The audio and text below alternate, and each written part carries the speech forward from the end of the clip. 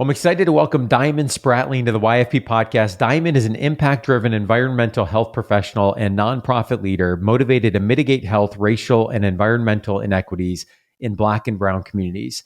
She's the founder of Girl Plus Environment, a national nonprofit organization designed to educate, engage, and empower Black and Brown girls, women, and non-binary individuals to stand up for environmental justice in their own neighborhoods. Diamond is a Detroit native and 2021 and 2022 TEDx speaker that has spent more than 6 years at the forefront of environmental justice. Diamond has led many environmental and health initiatives for cities and organizations such as the CDC, Bloomberg Associates, WaterAid International, and GreenLink Analytics. Diamond, welcome to the show. Hi, thank you so much for having me. Well, this is a rare opportunity, and we crossed paths somewhat unexpectedly at the TEDx Bowling Green State University event, and I had the opportunity to get to know you a little bit as a co-speaker, but also to watch your talk on energy burden with a focus on financial literacy as an opportunity, financial educational literacy as an opportunity to really get at some of the root causes around energy burden, which I thought would make for a great interview on the show. So really appreciate you taking time to come on. And we're going to talk about, and I'll link in the show notes to your TEDx talk, The Secret to Clean Energy, addressing the root causes of energy burden for folks that want to go and watch that. Before we get into the topic, love to hear more about your background, where you went to school, what you studied, and what drew you into the work that you're doing today. Yes, absolutely. So I started my undergraduate career at Bowling Green. I started in 2014, and I studied environmental policy and analysis with a specialization in international perspectives. And so for me, I guess like just growing up, I was always like more that typical like environmentalist and like save the polar bears, save the trees type of work. And then it wasn't until like I had a internship my second year at Bowling Green where I was working at the intersection of energy policy and health equity. And so then I learned about all of the different disparities between different communities that we saw in our environment and like how it impacted our health. And for me, that was like very triggering, especially being a Black woman. I felt like, wow, all of these disparities and health implications that we're seeing are in communities where I essentially grew up in. And so I was like, okay, all of the like more earth side of things and the trees and things like that, those are important, but like I need to recenter my work and what I want to do in the next couple of years. And so basically I decided that I would kind of shift gears a little bit and get into the public health side of things when it came to the environment. So then after I graduated from Bowling Green in 2018, I went directly to Emory University to get a Master of Public Health at the Rollins School of Public Health so that I can work at the intersection of both environmental justice and health equity, understanding that both are very important and both highly impact each other. So that's basically how I got into the sector, and I've been in the sector for about 6 years since then. And so you already mentioned one term that I think we're going to visit often throughout the show, which is environmental justice. Another is energy burden. And so I want to take a moment to define these terms. Let's start with environmental justice. How do you define environmental justice? Yeah, absolutely. So often we go back to this definition that I've seen on the Department of Energy, and I think that they do a really good job in making sure that when we talk about environmental justice, we're talking more so about the human impacts and human implications from our environment. So when we talk about safe drinking water, air pollution, how does that impact our environment, specifically people who are disproportionately impacted by our environment? So a lot of times those are low income communities, and those are also communities of color. And so environmental justice centers this aspect of making sure that those who are disproportionately impacted by our environment are at the forefront of those decisions and being able to have access to environmental resources that helps improve their overall mental health, physical health, and just like well-being as a human rights. And you talk on your website, which we'll link into the show notes, Girls Plus Environment. You talk about three different aspects of environmental justice around the earth environment, the built environment, and the social environment. Can you break those down a little bit further? Yes, absolutely. And I'll just flag, we're very intentional in making sure that we're interdisciplinary with how we consider environmental justice. So traditionally, we, in the past, people in the sector have usually looked at this earth environment side of things. And so like Do we have access to safe drinking water, clean air, landfills, waste, pollution, different things like that? And so that's more so our earth environment. But I think that those have huge implications on other parts of our environments too. So we also look at our built environment. So our built environment can be, for example, do I have access to a safe park near me? What is the walkability in my neighborhood? Are there sidewalks for me to even like run or ride my bike? Are there bike lanes? Like so many things, like all the way down to like having access to a grocery store can be considered a part of our built environment. And the last concept that we look at is our social environment. And so that gets at more so the feeling of feeling welcomed in your environment, feeling like you have a place. So like, is there a YMCA in my neighborhood or a Boys and Girls Club or some type of community group of people who either have shared experiences as me, look like me, or somewhere that I have a support system that can kind of help me through just like everyday life situations and things like that. So we look very interdisciplinary in our environments, but also understanding that all three of these pillars have everything to do with racial justice and health equity, and even just thinking about our life expectancy and quality of life. And in your TEDx talk at BG, the title again, Secret to Clean Energy, Addressing the Root Causes of Energy Burden. Define for us what is energy burden, and why did you decide that this was the topic that you wanted to share about? Yeah, absolutely. So energy burden is basically this concept of how much are you paying for your energy or utility bills every month in comparison to how much money you are Mm. actually bringing in each month. So it looks at two different things: the amount of your bills that you're having to pay, but also your income. So your annual household income. And so basically, if you just do like a simple formula, you basically just divide both of those numbers, you're able to get what your percent of energy burden is. And for a lot of households, if you have a energy burden of over 10%, then you are considered severely energy burdened. And as back to the TED Talk, what I would say is like, my primary reason for centering it around this concept of energy burden is that a lot of times, especially in the clean energy space, we focus so much on like, let's get this renewable energy out there. We need to invest in solar power. Why don't you have solar panels on Mhm. your roof or wind energy and things like that?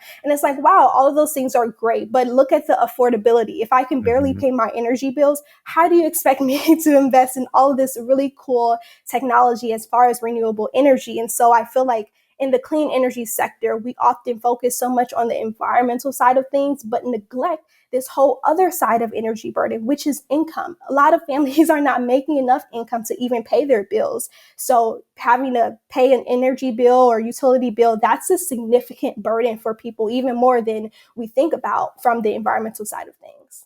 And that was really what caught my attention actually in the practice session we did the day before, is when you talked about kind of this heightened focus on some of the clean energy things, whether it's windmills or solar panels or other things, which obviously have value and purpose, and the technology is being advanced.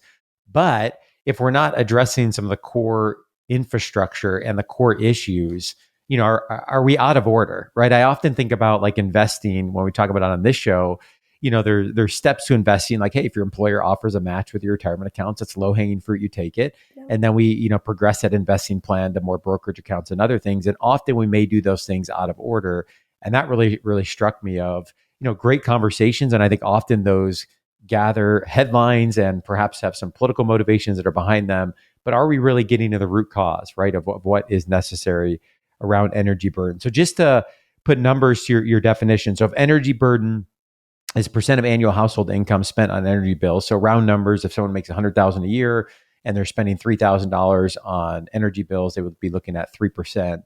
And you mentioned greater than 10% is considered a substantial burden. What is there a normal or an average or an acceptable that we would look at as a percentage? Yeah, so around 3% is around like the average energy burden across the US, 3.5%. If you are above 5 or 6%, then that means that you are highly energy burdened. And then if you are above 10%, that means you are severely energy burdened.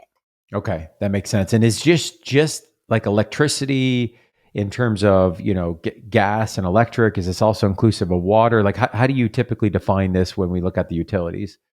Yeah. So when we say energy burden, we're mostly looking at gas and electric, but you can Okay. also say utility burden, and that will then include your water bills as well. Okay. So, as we just alluded to, some of these other solutions around clean energy may not be addressing the root cause. So, the natural question then is, what are the root causes, as it relates to the energy burden? And I really found this part of your TEDx talk fascinating. So, talk to us about some of the root causes related to the energy burden, and then we'll talk about the financial literacy piece as a potential solution. Yeah, absolutely. So one of the things that I talked about in my TED talk is this concept of housing and also even just redlining, which I know we think like redlining happened tons of years ago, but unfortunately, lots of communities and neighborhoods are still bearing that burden. And so when we Hmm. talk about housing, like for example, I can run my air conditioning unit for, all day or even just an hour, but if I don't have like a proper housing conditions, if the structure of my home is just like horribly put together or very old, like if I don't have tons of insulation in my home, then it's really doing nothing. I'm just running the air conditioning or the heat all day for it to not even cool down or heat up my home. And so that's a huge issue right there. Thinking about housing, especially when we think about Section 8 housing, I mean, Hmm. those homes are like poorly structured, rarely ever updated or invested in. And so, therefore, a lot of those homes have to constantly run electricity. I mean, if you think about even what happened in the Bronx about a couple of months ago, there was that huge Section 8 housing fire, Hmm. which resulted in the fact that people were freezing cold in their homes because they couldn't afford to pay for the electric or they're running the gas from their stove, which we know is very, very unsafe, or just using space heaters, which also can be unsafe as well. So housing is definitely an issue here. But the other thing that I often like to bring up is just this concept of income disparities and thinking about communities of color, especially Black communities, how much we are getting paid in relation to our white counterparts. So again, when you go back to this concept of energy burden, it's not just how much you have to pay for the utility bills, it's how much annual income you're bringing in the first place. So if we're already set back by whatever the difference is between white counterparts and Black communities and how much we're bringing in financially every year, that's a huge impact in itself Hmm. as well. So I think there's a lot of just like disparities in income and in race as well that we have to be able to first like understand and identify, but also try to mitigate and eliminate these issues as well. Yeah, and I think it's so important to go back to the definition, two parts of the equation, right? The utilization and then the utilization relative to the income. And I think you just articulated so well some of the income gap and challenges. And I think on the utilization, we're not talking here about oh, I'd like to keep my home at 75 when it could be 72. We're talking about infrastructure problems that lead to unnecessary high burdens on energy use.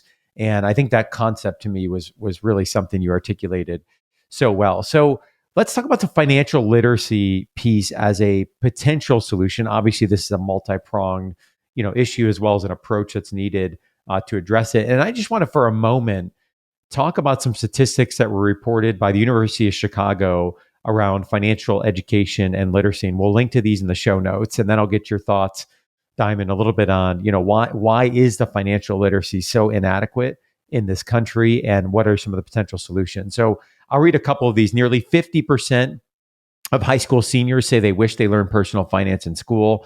That's according to Discovery Education in 2018.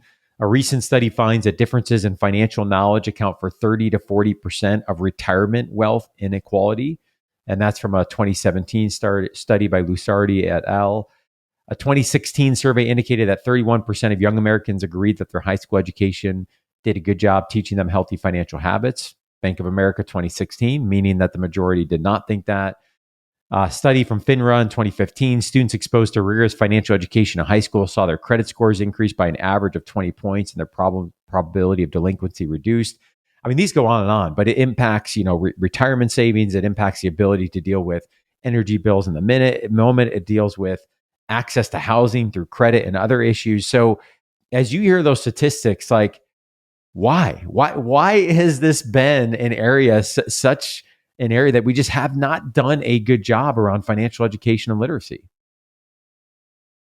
Yeah, that's a big question, and I mean, it's hard to even find find the why. And I think a lot of it, I mean, a lot of those statistics were from students or from Hmm. professionals who thought back to their education in high school. And I mean, even thinking about my personal experiences, I've never taken a financial literacy class. And I think that that's true for a lot of us. And I mean, as to why they don't teach it to us, I mean, I have absolutely no idea. I mean, a part of me is just like thinking on the back of my head, like, of course, they don't want all of us to know how to protect ourselves financially. They want the rich to get richer and, whatever the case may be. But I think that it has had a continuous toll on us because, I mean, it's not just a financial issue, it's a public health issue, a mental Yeah, health, and everything else. And so I think right. that we need to think hard about, like, why are we not putting financial literacy in the classrooms, especially in communities that have like generational poverty, Hmm. especially because how else do we get rid of that cycle if we are not really, if there isn't really a generation that's being taught what to do as far as our finances. Yeah, and I couldn't agree more. I mean, I think we're finally starting to see a little bit of traction on recognition to your comment about, it's not just about the dollars, it's a public health, it's a mental health issue. We're finally starting to see financial wellness as a key component of wellness, and that is certainly a new development, I think, in the last, several years, but it's long overdue. We're starting to see more states, Ohio finally coming on board with requiring some personal finance education literacy through the K-12 program. But that really is baseline. And we certainly know from our experiences in undergraduate and professional programs, in pharmacy education, despite the awareness that we continue to bring to the topic, it's slowly developing, but it's slow, right? And I think there may be some baggage of, well, this is a pharmacy degree. We're not here to church about personal finance, but to be an effective clinician, to be an overall well-being, this is an important part of it. Just like we address mental Absolutely. health with our students, right? Just like we talk about other public health issues. So, let me ask you in terms of where we go. Sure, we could dwell on, why this hasn't been the case, where we go. Are there programs or initiatives that you've seen to be successful in this area around financial literacy and education? If so, what do they look like? Who's offering? When are they starting them? Or if not, like, what do you perceive to be the ideal place of how we implement financial literacy and education? Yeah, that's a great question. And I'll probably have to get back to you on the specific resources. But what I would say, as far as like what I think is most ideal and most critical here, is Hmm. definitely centering financial literacy in education as young as possible. Like, it's never too young to learn about financial literacy. And I think also when we use students to learn about financial literacy, then a lot of that gets reflected onto the parents because many of the times it's a generational cycle too. And so Hmm. the kids may even know how to protect themselves financially, but parents may not too. So I think that parenting programs are just as critical as well because you don't know what you don't know. And so, you kind of lean on, oh, well, my parents did this, or my parents told me not to get a credit card or anything like that. So we go based off of what people who we know have done or have not done. So I would say definitely centering conversations and literacy that are directly within the community, that are targeting both students and parents or even Mm. grandparents, and being able to provide those resources on a generational side of things, as opposed to just like, here's some resources, good luck. I think those are, it's a small piece, but I think also just drilling things into people like many, many, many times. I think that that's very, very critical. My boyfriend actually teaches a generational wealth class on Sundays to my family. And he's like, well, I thought I already covered this. It's like, cover it again, cover it a Right. million times because people need, we want things to be drilled into us as many times as possible. And I think doing that and making sure that it's very community centered and family centered is all the better, especially when building that trust with people, because traditionally we've been told not to do this or not to do that. Hmm. But really, it's not always the case, especially when it comes to different financial advice as well. I love that. I love the focus on community specific, community centered. I love the aspect of the family centered, bringing in the education that includes the families at large. I think the other thing we know, I'm linking this to research that's been done on drug abuse education Mm, and really the importance of starting that as early as the pre-K level, and it's longitudinal throughout. And I think something mm, similar in the personal finance space, that it's got to be early. As life goes on, we carry more baggage with us about finances. We start to hear more stories and scripts, and it impacts us. And the longer we go, the harder it is to change. So I think the earlier we can start the conversation and the more longitudinal it can be in the repetition, to your point, that can happen over time is so important. So, what do you see? I mean, perhaps obvious, perhaps not so obvious, but what do you see as the direct link between improved financial literacy and education and the energy burden crisis? Yeah, definitely. So I think that there are a lot of components here, especially when it comes to education. I mean, a lot of the advocacy or the work that I talk about often goes back to education because we know that education is linked to, how much you know about a specific topic down to like how much you're potentially going to get paid or your percentage of going to college and things like that. And so I think that being able to one educate ourselves on or to be able to have access to education is a concept within itself because a lot of us don't have access and don't have good quality educational systems that can help us to earn higher amounts of income every year. A lot of that goes into what's your education? What did you learn? Are you going to go to college, for example, which I know college has implications on the finances side of things. But being able to understand whether or not, we have access to an educational system that advocates for us to be able to earn more income.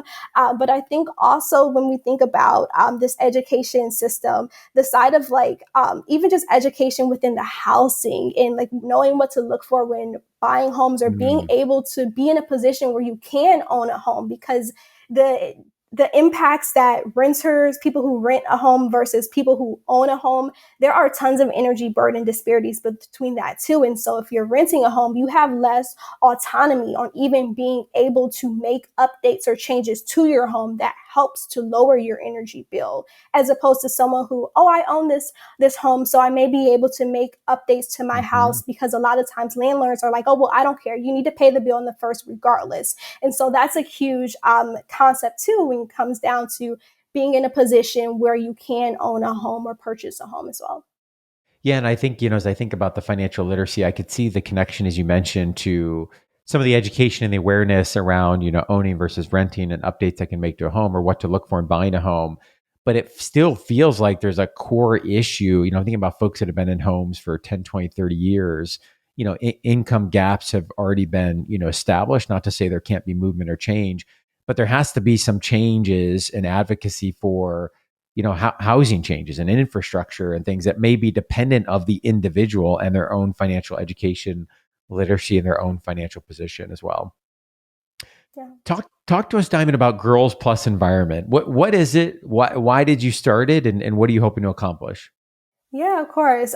So Girl Plus Environment, we are a national organization. We're 501(c)(3). I actually started it my first year at Emory, so back in 2019. And I created it because I essentially saw a gap in who understood what environmental justice was in comparison to who was at the forefront of the justice movement. So for me, back in 2016, when I was doing my internship, first learning about environmental justice, I remember being like so fueled up because I learned like there were asthma rates in like Black and Latino communities that were like Mhm. skyrocketed, and like there I was just so mad about it, about the air pollution and the asthma rates comparison. And so I like, this is back when Facebook was really popping, so I would like go on Facebook and just like type these long statuses about how mad I was and try to educate my family and friends. And like, no one was really like interacting with the post. They're like, what are you talking about? And so I realized that, okay, we are experiencing the greatest amount of environmental burdens, but none of us even know what's going on in our own backyards. That's a huge issue. How do we know Mm. how to protect ourselves if we don't even know that environmental racism exists? And so for me, that was a huge problem. And so I wanted to get more people who looked like me at the forefront of the sector. And so Girl Plus Environment was created specifically so that we can educate Black and Brown communities on what environmental justice is, engage them in the sector, and empower them to be leaders in the sector so that they can stand up for themselves in their neighborhoods, but in a very fun and creative way too, because I Mm. also acknowledge that, there's tons of papers out there in literature, but No one wants to read that. Give it to me straight. Give it to me in a fun, creative way. So that's why you'll see like on our page, it's very fun. It's supposed to be very engaging so that people don't even realize, oh, I'm learning about environmental justice right now. Yeah, you sure are. And you're learning about how it impacts you, your health, your mental health, and everything else.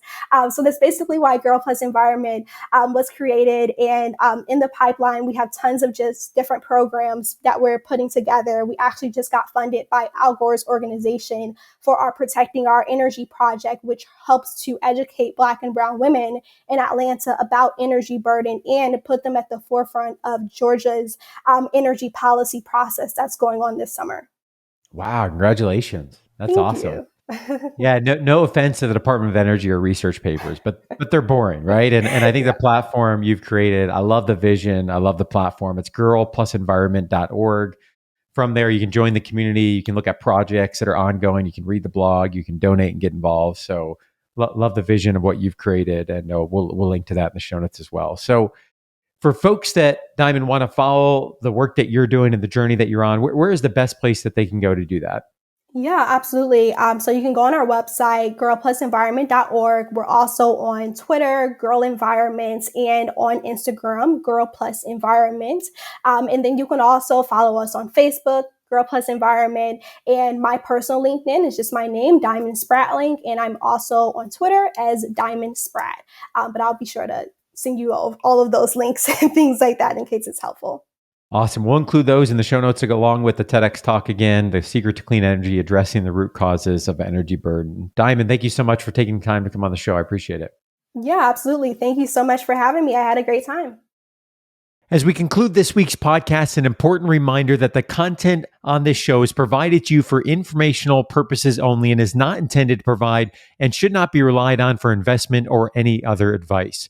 Information in the podcast and corresponding material should not be construed as a solicitation or offer to buy or sell any investment or related financial products. We urge listeners to consult with a financial advisor with respect to any investment. Furthermore, the information contained in our archived newsletters, blog posts, and podcasts is not updated and may not be accurate at the time you listen to it on the podcast. Opinions and analyses expressed herein are solely those of your financial pharmacist unless otherwise noted and constitute judgments as of the dates published. Such information may contain forward-looking statements which are not intended to be guarantees of future events. Actual results could differ materially from those anticipated in the forward-looking statements. For more information, please visit yourfinancialpharmacist.com/disclaimer. Thank you again for your support of the Your Financial Pharmacist podcast. Have a great rest of your week.